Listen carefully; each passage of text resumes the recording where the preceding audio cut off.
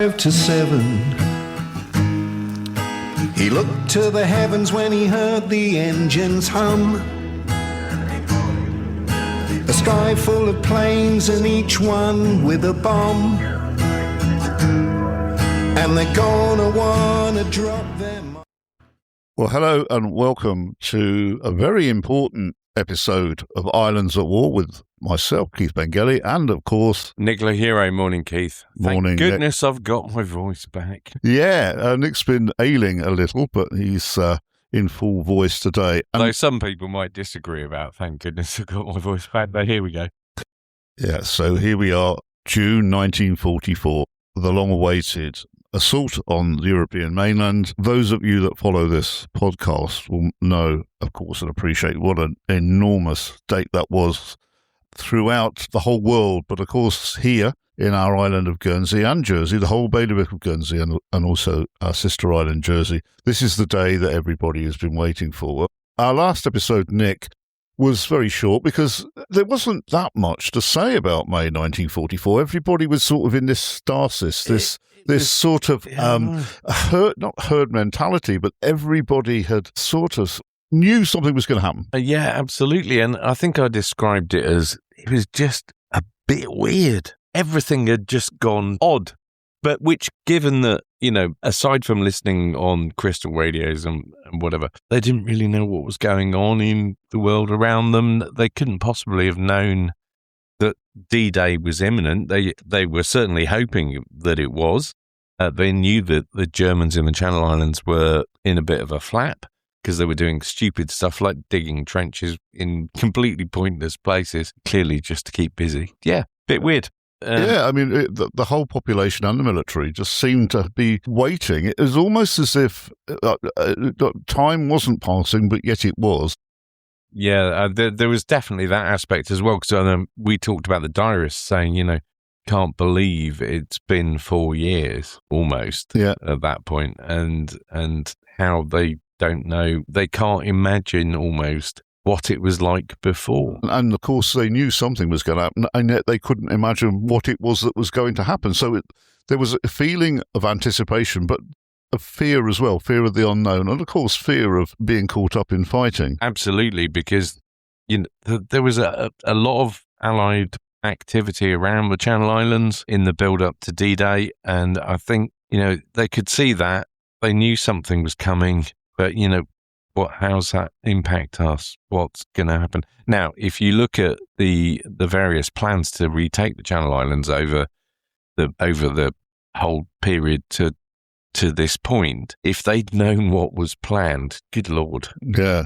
I mean, a couple of the potential operations to retake the Channel Islands, they were talking about 700 bombers for 3 nights before they even start a ground attack. Yeah, I mean, these were really strange schemes. It seemed to be, if you had a strange dream about the Channel Islands as well, you went to Mountbatten. Well, yeah, exactly.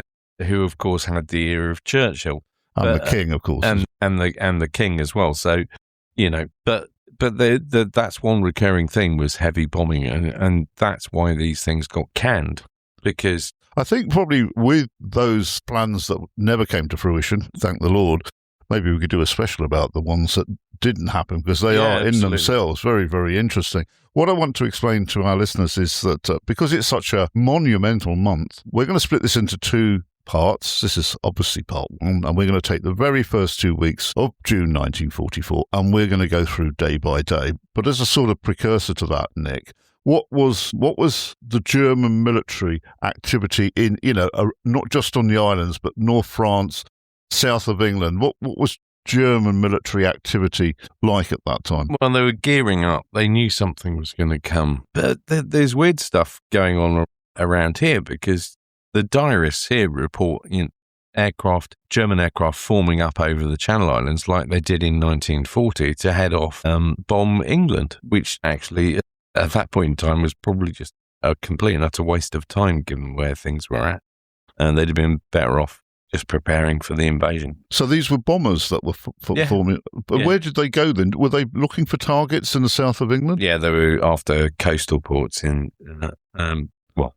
of course, all ports are coastal, pretty much coastal. But they were after the ports and the build up for D-Day. But was it like a mini blitz, or No, nothing that exciting. No. But the diarists record that's hearing the aircraft and sometimes seeing them forming up over here. Yeah. Okay. Little did they know what they were about to see in the air coming. Well, that's right. And Allied military activity in the area generally as well, South Coast, Normandy area. What was sort of going on around the Channel Islands that would have been perhaps just out of sight of the islanders? Out of sight, probably not too much. They were fairly aware of what was going on because, of course, coast of France is fairly close to us anyway. You can see it on a clear day, even more so from Guernsey and Jersey and from Sark. But so they were aware of what was going on both on the seas and in the air to a large extent, but not least because of what was going on in terms of trying to destroy radar and stuff here. But we'll come to that in a wee while. We're going to try and do this episode going through day by day. Yes, we are. And so let's start off with the 1st of June. And regular diarist, the Reverend Ord, is told by someone, he doesn't name who it is, but he always says he is told by someone, unless they get a move on pretty quick, we're for it this winter. So again, possibly a feeling that there was a little bit of despair in the air. Yeah, very, very much so. A lot of the diarists are recording that they just don't think they can make it through another year. Yeah. And then you've got the slightly more optimistic ones who think it's just going to be a matter of months, but they're to be sadly disappointed. Yeah, and of course, they were only days away at this point of something happening. It also makes mention on this day, 1st of June, and he had in the closing days of May, a raid on Fort George. Now, Fort George was the old pre-Napoleonic fortress above St. Peter Port, long gone now, but the Allies were starting to target Fort George. Yeah, well, you can still see all the walls and some of the bits inside. It's now of course, been redeveloped for housing internally. Yeah, the Germans had some radar up there. The concern of the Allies was that some of the radar they had there was fairly long range, and they were worried that it would in fact detect either the shipping or the aerial armada that was coming in for D-Day. So they wanted to knock it out, and there were a lot of Typhoon raids to try and do that. We'll come to one chap on that shortly. And the German strength, obviously, Fort George had been vacated by the British. It was quite a large area. There was quite a lot of military personnel there, I think, weren't there? Yeah, but there were until June 1944. My grandfather used to, on my dad's side of the family, he used to train there in the militia pre-war. But yes. There were quite a few troops there. There was a bit of machine gunning of troops by the RAF and the US Air Force over the course of this time as well, if they were caught out in the open. Funnily enough, the Germans decided they didn't particularly like being there anymore shortly after June 1944. No, we'll see. We'll come to... We'll see that. Yeah.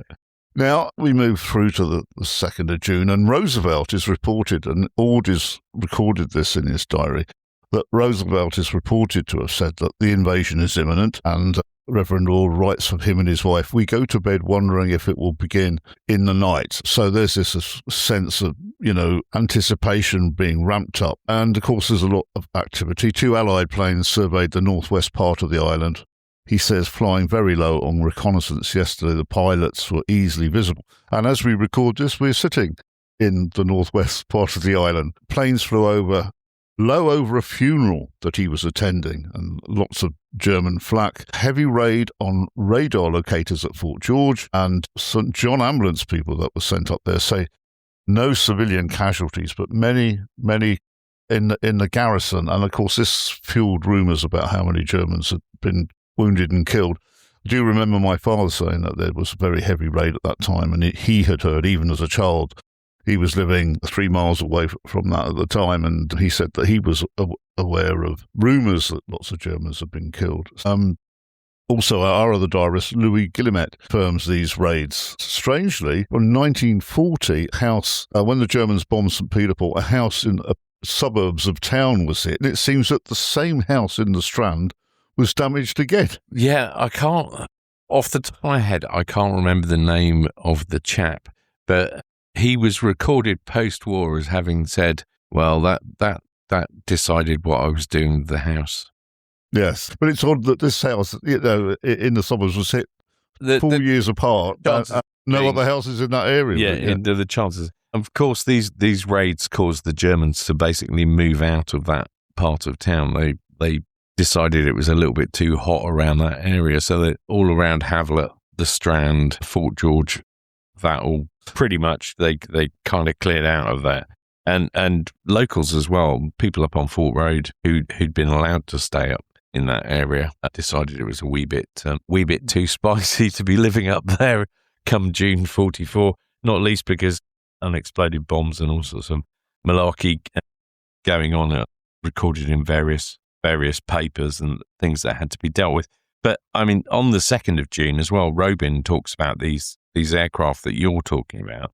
And Robin says, early in the morning, a fighter was hit just after noon. Emil Noyon picked up an American pilot aged 29. So for him to know his age, he actually must have spoken to Emil Noyon, who was one of Fred Noyon's nephews. I know a little bit about this story because Fred Noyon was later to escape in November 44. And I've read the MI-19 military intelligence reports in which this is discussed. But Robin talks about him being rescued and the planes continuing operations throughout the day in both the north and south of the island, and particularly that Fort George is being bombed.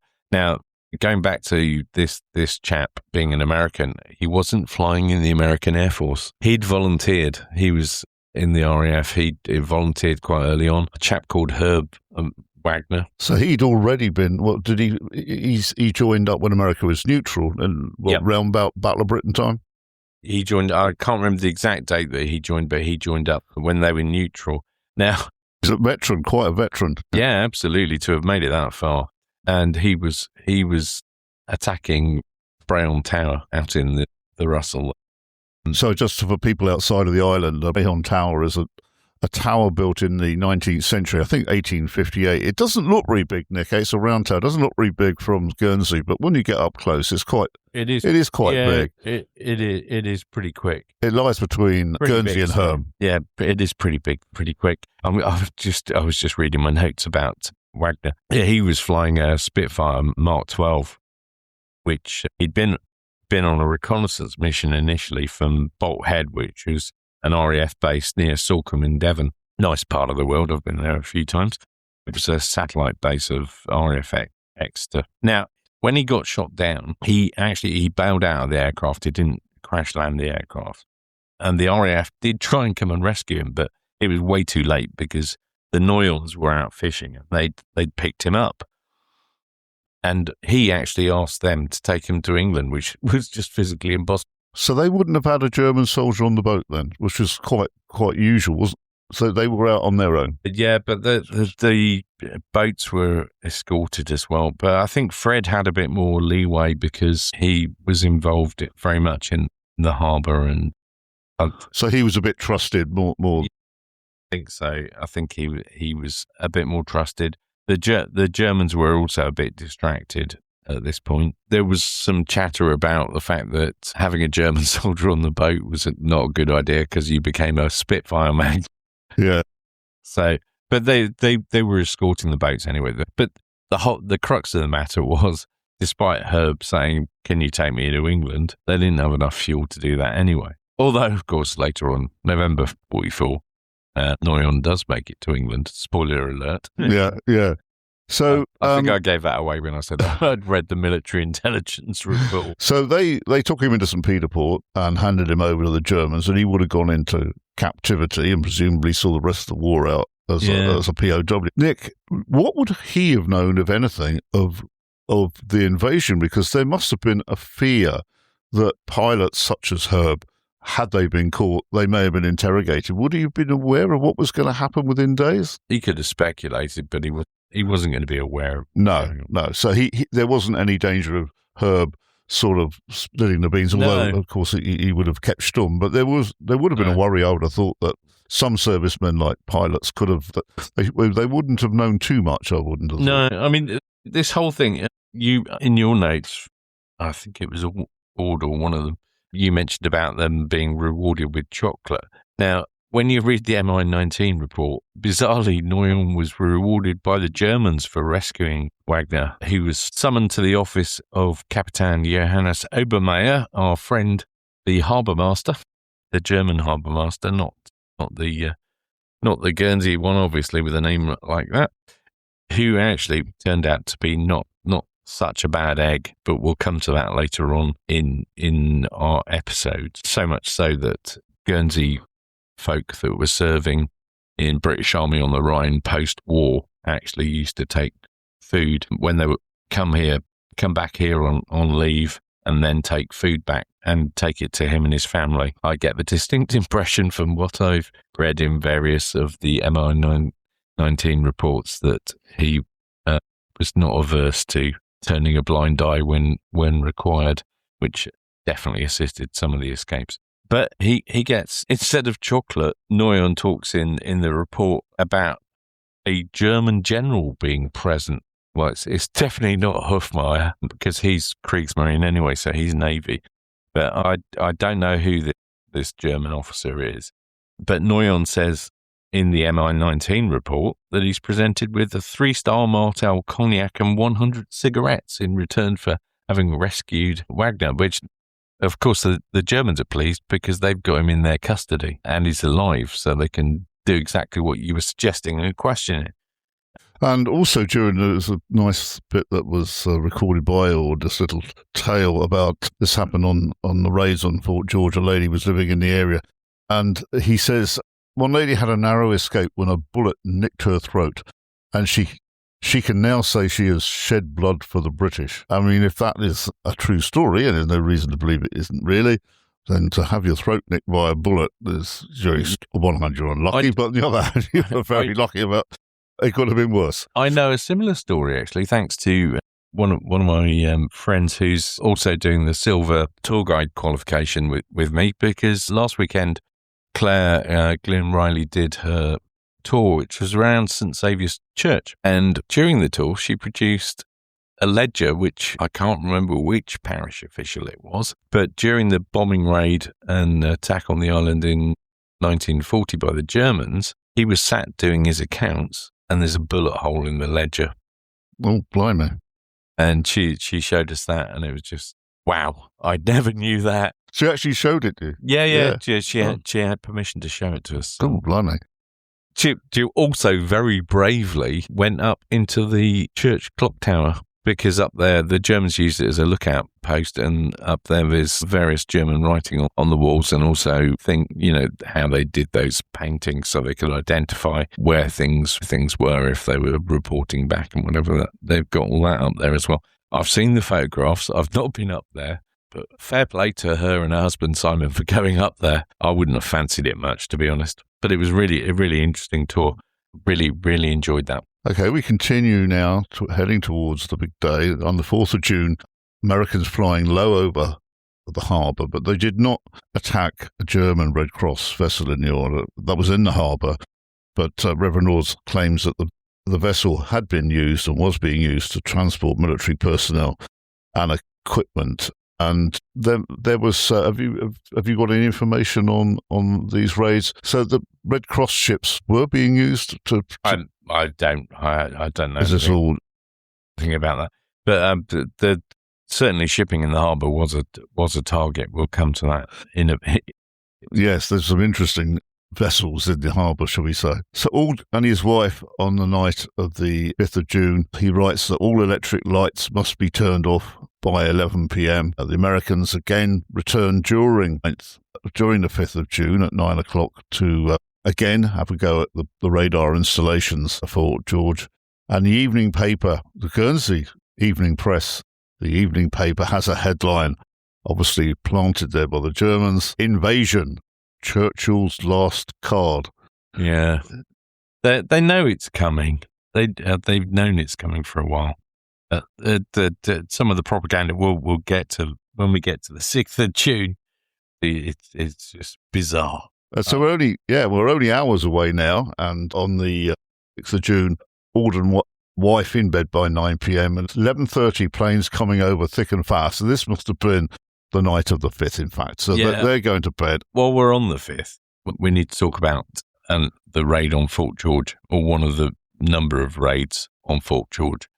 And this one's particularly poignant because it involves the death of a chap called John Saville, who was a Typhoon pilot. He was a Canadian. He came on multiple raids over the course of the days running up to the 5th of June to take out the radar at Fort George. So from memory, the first one was the 2nd of June. The first one he was involved in was the 3rd of June. They thought they had destroyed the radar at Fort George. In fact, they just damaged it. A Spitfire reconnaissance mission after that revealed that it was only damaged and that the Germans were repairing it. I mean, well, I've mentioned it before, but there's thousands and thousands of aerial reconnaissance photos of Guernsey. You can go and look at them online. It's about, top of my head, I think it's 11,000 that have been digitized so far. And so they came back. So Saville came back on another raid on the 5th and sadly was shot down. There is a memorial service every year on the anniversary of him being shot down and killed. There's also, you can see evidence of damage up at Fort George if you know where to look from the raids themselves. I've got some photographs of where the radar was, etc. I'll stick those on our social media as well.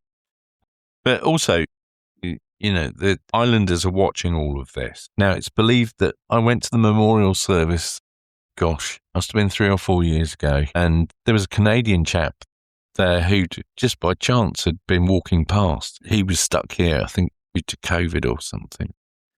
And he just happened to be walking past and went to see what was going on because there was a crowd of people there around the memorial. If you're in Guernsey or visiting Guernsey, it's on the way to Castle Cornet. You walk along the upper walkway there. He was very, very, very interested in the fact that we were holding a memorial service for a Canadian. But also, on one occasion when I went there, they actually read out a letter from, I think it was one of the constables of St. Peter Port read out a letter from a chap saying that he'd actually witnessed, he was a boy, and he'd witnessed the aircraft being shot down.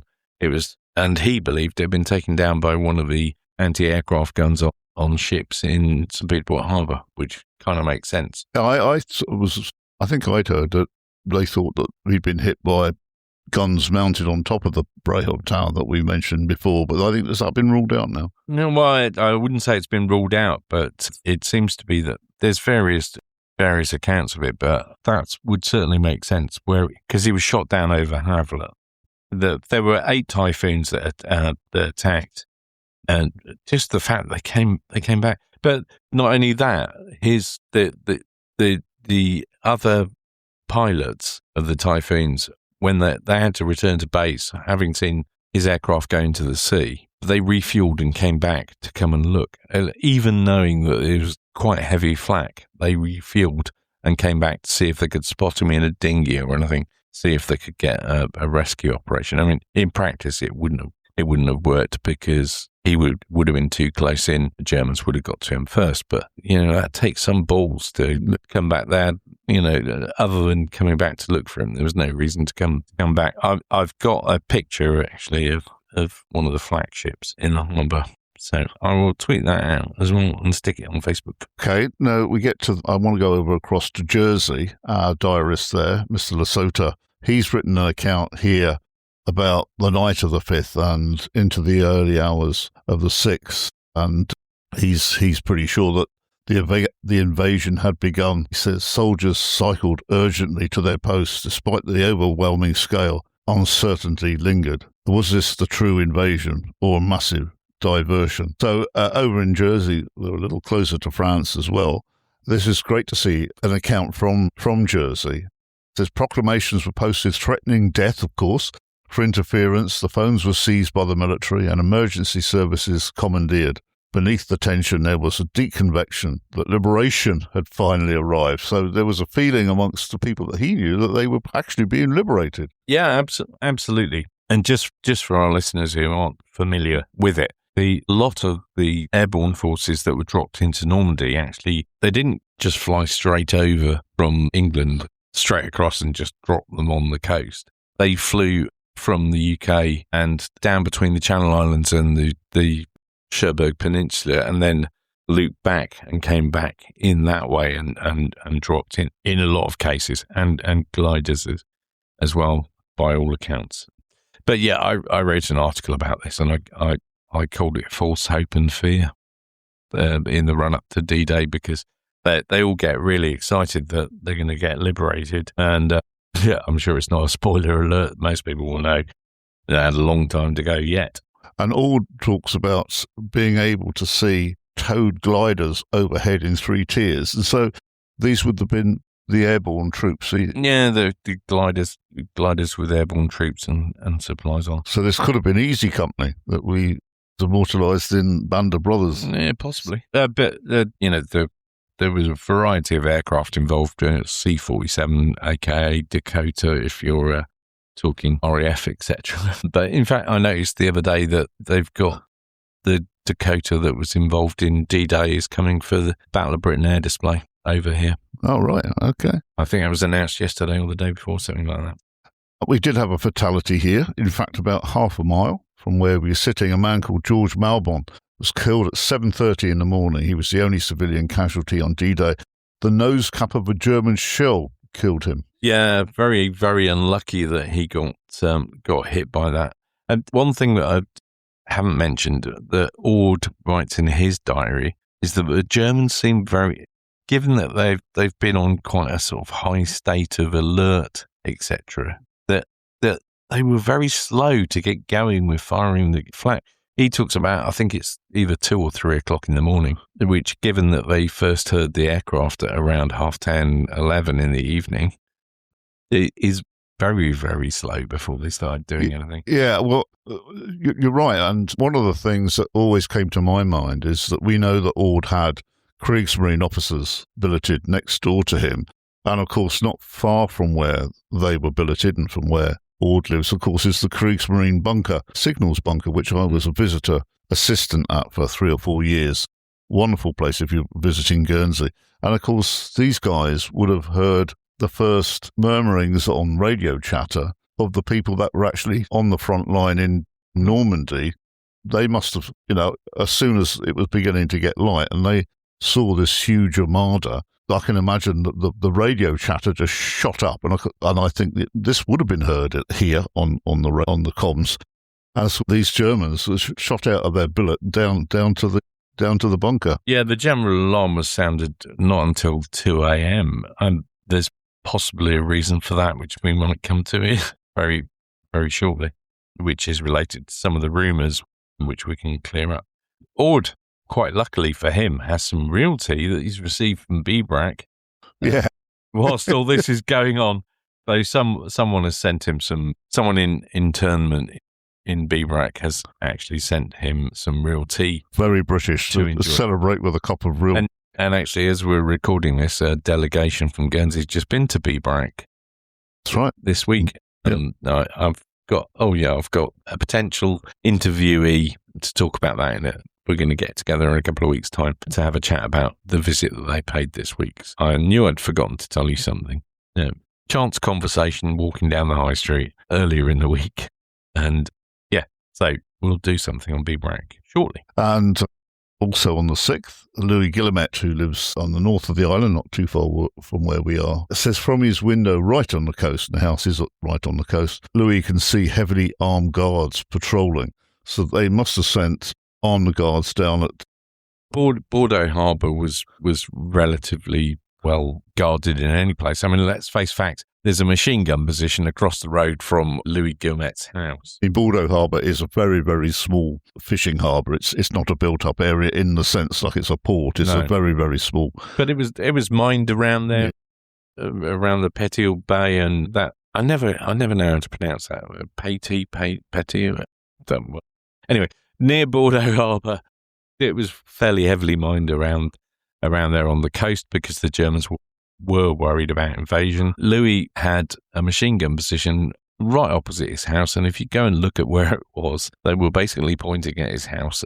They were covering the junction as well, but, must have been quite intimidating for him, given his role in the whole government system here or whatever, to have a load of Germans sat across the road with a machine gun, less than 100 metres away. Yeah. 7th of June, beaches and bays that were open to civilians have now been closed. Louis says German radio claims that Allied paratroopers landed in Guernsey and Jersey. Ward also reports on this several days later, but I think Louis is right there when he hears that it must have been a propaganda. Well, obviously it was a propaganda piece inserted into the German media, presumably by Goebbels. It gets even more bizarre than that, because it makes it onto German radio on the 6th of June. So on D-Day, It's on German radio that there have been landings in the Channel Islands, Guernsey and Jersey. Allied troops landed on Guernsey and Jersey, says the German Overseas Agency. The Channel Islands, says Reuters, have been occupied by the Germans for 4 years since June 1940. They lie 15 to 30 miles off the Sherwood Peninsula. That was in the Belfast Telegraph on the evening of the 6th of June. I'm just looking at it here. So it was on German radio. The German press agencies put this out, obviously in neutral countries as well. But it doesn't take long for that rumour to get started. Now, we know that we've talked about this many times. The Germans were absolutely terrified that there were Allied troops had landed in Guernsey at various points during the occupation to undermine them, perhaps as a precursor to retaking the islands, etc. But it's just really odd. I mean, like, if you're German, why are you putting that in? I'm a bit of a loss as to exactly. But they're claiming there was heavy fighting, civilians have been killed, a lot of building damage. Great loss of life, both the parachutists and the local civilian population. Funnily enough, they don't go, there were loads of us Germans killed as well. No. What's even stranger about this, of course, is that the German troops based here had radios, could hear the German radio broadcasts, would tune into them, and they're going, what? I don't know anything about this. This is a bit weird. I'm here and I don't remember any of this happening. It's all very, very, very strange. I can't see what propaganda benefit there is. No, well, look at what's going on at the moment, or not going on at the moment. Although, to be honest, let's be fair, they weren't making rational decisions at this point anyway, were they? So no. Trying to rationalise it is probably a bit of a hiding to nothing, shall we say. It must have been their own peak Hegseth making decisions. Back across on the 7th, Mr. Lesotho continues with his diary entries. The expected chaos never came, and its unsettling calm settled over Jersey. Yeah, and they could still hear aircraft. German anti-aircraft guns had kind of given up. What the reason for that, whether they're preserving ammunition or whatever. There's various accounts in Jersey of German nurses, wandering the streets with bags and blankets. Lesotho talks about it. It's in various other accounts as well. They'd been clearly hoping to leave before D-Day. This would be German military nurses being evacuated. Yeah, basically. And, Lesotho also notes that barges are being prepared to block the harbour entrances. And the telephones on the island were completely dead. Now, there's a couple of reasons for this. Obviously, the Germans don't want anybody able to, if the Allies did land, they don't want anyone to be passing information of this or assisting them using the telephones. But the Germans had taken it over for their own comms anyway. They'd actually threatened to imprison the staff at the telephone exchanges in Guernsey, but after a bit of negotiation, they came up with a solution involving them being guarded. Okay, we move to the 8th of June. From the early hours, planes come over in a steady stream, all right. And he makes this wonderful entry here. He says, "We love Mr. Churchill more than ever, since we learnt the King had to restrain him from going with the first parties to land." So already, because Ord hasn't got a wireless, but he certainly has access to one, so he would have heard this comment about Churchill. Louis Guillemette is on this day, the 8th of June, he's with senior local officials to meet with German officers to discuss the food situation going forward. He says, butter and sugar plentiful, wheat and flour for 4 months, meat is short, coal and coke supply is yet to be confirmed. Excuse me. Of course, we knew the situation did get dire, as we will cover in ensuing months. It's quite interesting that Louis recording this about flour 4 months to go and whatever. Over in Jersey, Lesoto's talking about very similar things about he's delighted to have learned that they've got flour till potentially November. But the whole place, so the Germans have sounded the general alarm just to kind of set the scene.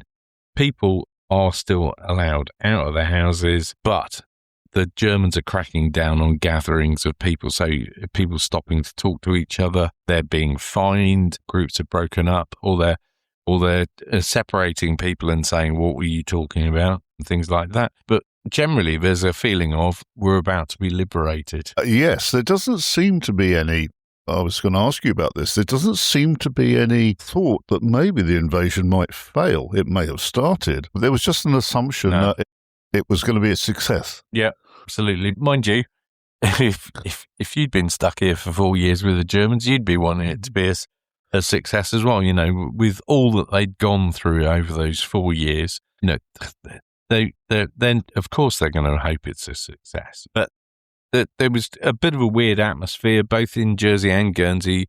Various of the diarists the diarists that we use recorded these things at the time, not several. That's right. There was months or a bit of hindsight. But they're recorded at the time, and they all talk about how it's a bit weird because there's not many Germans to be seen, and that's because they're all at their posts, manning their posts, and you know it's just a bit weird wandering around. Yes, I mean, Lesotho says there's an absence of German patrols, and he says that despite their grim expression, the soldiers were acting with discipline and restraint. Yeah, I mean, I think Ord talks about this, that there's many of the Germans are actually hoping that the Channel Islands are liberated because they've had enough. Yeah. German military have taken over all Russian goods. All entertainments have been stopped, and churches are not having any special services which might attract big crowds.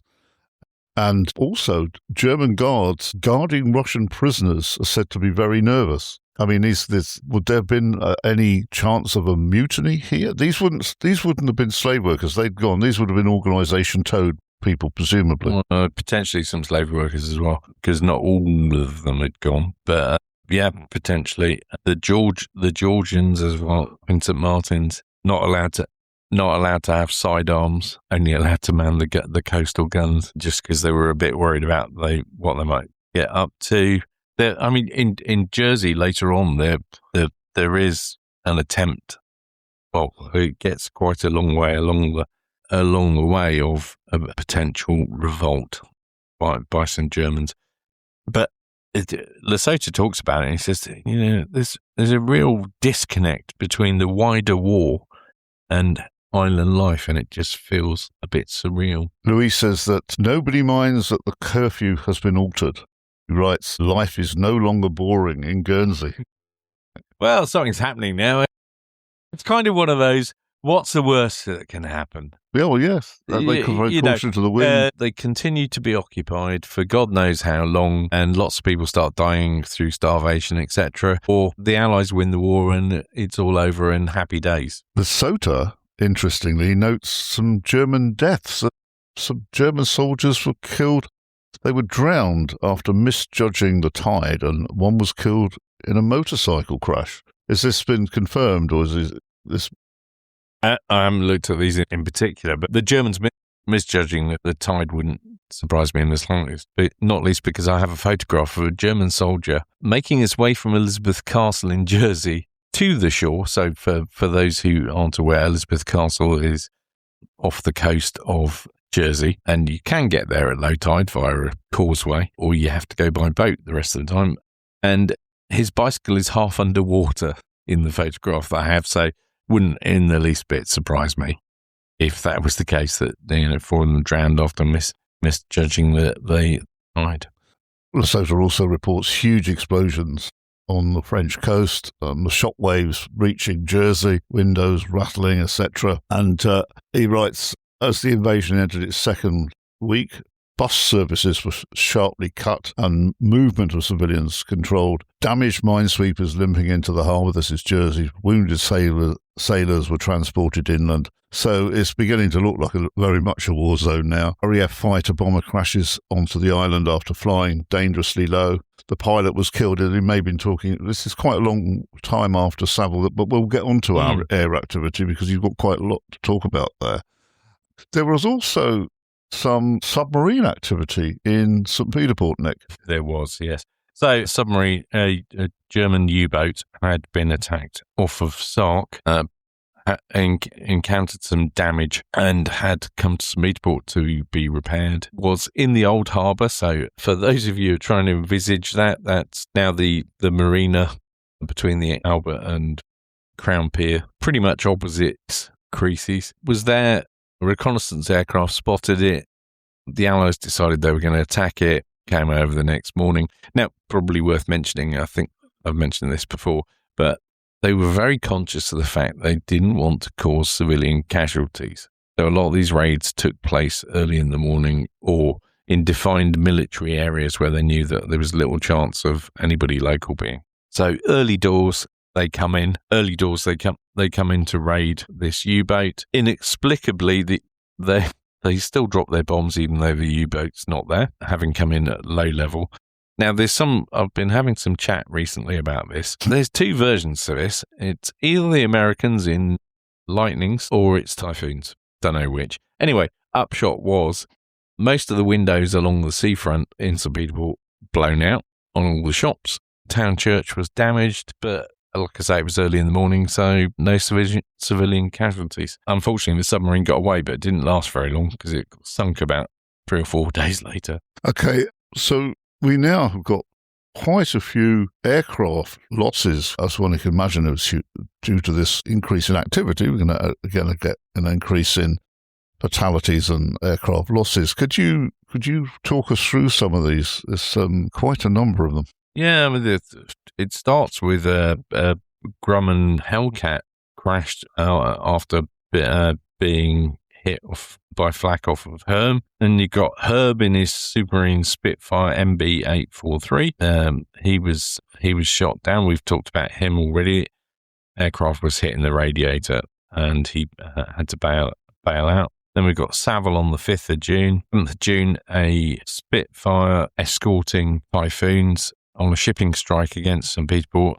That was hit by flak. Pilot bailed out, and that aircraft went into the sea just to the southeast of Sark. They attempted to recover him. This never ceases to amaze me that the RAF went above and beyond to try and get these guys back. If there was any hope that they may have actually survived the crash into the sea or they'd been seen parachuting, they would send aircraft to come and rescue them or attempt to rescue them. I mean, a case in point here is 8th of June, a Boeing B-17 Flying Fortress, our captain from the 34th Bombardment Squadron. They were on a mission. They were hit over Lorient in Brittany, damaging 2 of the engines. They ditched 30 miles west of Jersey, and 2 Spitfires located the crew in their rafts, and that they in turn then were dropped a motorboat by parachute from a Vickers Warwick to enable them to make their safe escape. I've never heard of that before. They actually dropped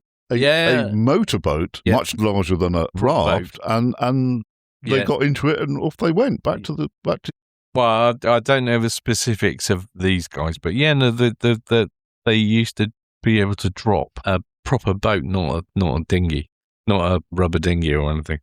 I've got some photographs of similar things, so I'll stick that on the notes as well. Then there's another B-17 crashed.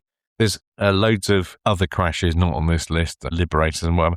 I mean, you've got a sustained bombing campaign going on during the course of, in the run-up to and after D-Day.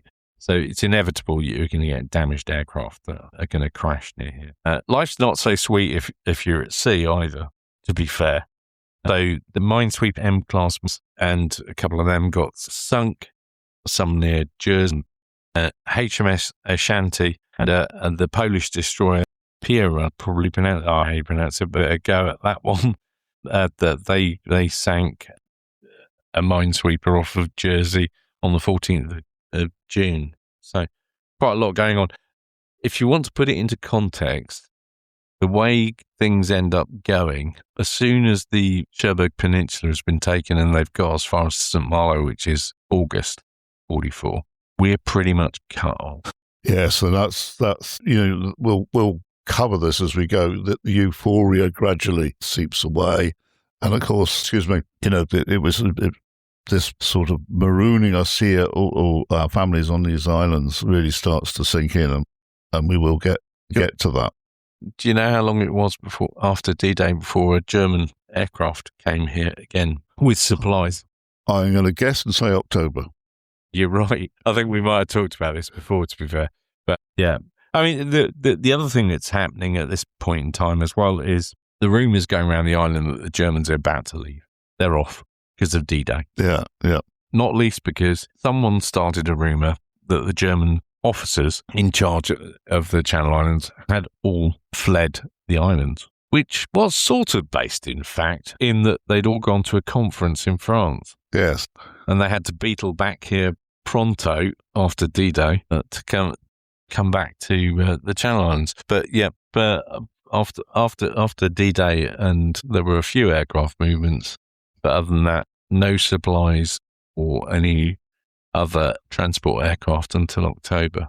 So you're basically talking 4 months. Okay, so I think that pretty much wraps up the first 2 weeks of June 1944. We will be doing a second episode for that very monumental month, as I call it, and would take us right through to the end. So follow-up episode will follow this, obviously. Thank you ever so much, all of you, for listening. We continue to be contacted, people. If you wish to comment or add to our endeavours here, you can email us at occupied@gnetradio.com. I'd like to say thank you very much to, this sounds very Flanders and Swan, if you know, you know, but one morning the gasman came to call. This is Andrew, and said to me, "Are you Keith from the podcast?" And I said, "I am," as he read my meter, and huge fan of what we're doing here. And we have very, very nice comments from people on email. People stop us in the street, etc. As I say, occupied@gnetradio.com if you wish to comment or add to upcoming podcasts, which of course will take us right through to Liberation. Got much going on at the moment? Nothing. Well, aside from me having had a bit of a cold and losing my voice, on a serious note, we've both been very busy with various different things. So I'm just about to get sitting my final test. I've done my practical tour test for my silver accreditation, and I've got my written test next Saturday. So that's 2nd of May. Yeah, it is. Yeah. 2nd of May. So that'll be all done and dusted, and I've got a tour in the Walking Festival. One thing that we should mention, which might be of interest to our Guernsey-based listeners, is there are a series of lectures being given in the run-up to and after Liberation Day. The Constable's office in Speedport. If you Google it or go to Eventbrite, you can reserve your space. The tickets are free. The speakers are Chris Oliver, who's talking about some commando raids and things. Brian Pill, another tour guide. Brian's giving one of the talks, and I'm going to be boring people about escapes in the evening at 7 o'clock at the Constable's office. So some really good talks. Whilst they're free, we are suggesting a donation to the RGLI Memorial Trust to help them with all of their endeavours as well. So things not busy at all. I continue to sit out most days at Fort Grey. If you're in Guernsey, Fort Grey is a maritime museum, shipwreck museum. I'm there most days. Pop in and say hello, and I'm chairing a talk at the Guernsey Literary Festival. Were you there when our visitors from Manier were there? With who, sorry? So there's a school exchange with Manier at the moment that the RGLI have organised. They were down at Fort Grey the other day. So it might have been your day off, maybe. I was in Alderney, I think, possibly. Yes, on that day. That explains it, yeah. Yeah. So I'm chairing a talk about the Blitz with the authors Duncan and Euler, and that's on the 3rd of May. You could go to the Guernsey Literary Festival website, and that's well worth checking out if you're here during that time. Oh, yeah, I'm going to the one that Gilly Carr's doing with Rob Rinder as well. I'm looking forward to that one. Yeah, well, the whole literary festival is something that should be supported, and it's a very high quality. Duncan's written a good book about the occupation as well. Yeah, Duncan Barrett. Well worth looking up his work. I've met him before. I don't think you'll remember me. I had quite, when he was writing his book about the occupation, I had a bit of correspondence with him. It seems like a jolly nice chap. Right. Okay, I think that's time for us to say our goodbyes, and we'll be back with episode 2 of June 1944 in the next couple of weeks. So thank you ever so much again for supporting our podcast. So it's goodbye from Keith, and now it's also cheery from Nick. Goodbye from Nick. Thank you very much. Bye-bye. He looked to the heavens when he heard the engines hum. A sky full of planes and each one with a bomb. And they're gonna wanna drop them on someone. It's 5 to 7. All his friends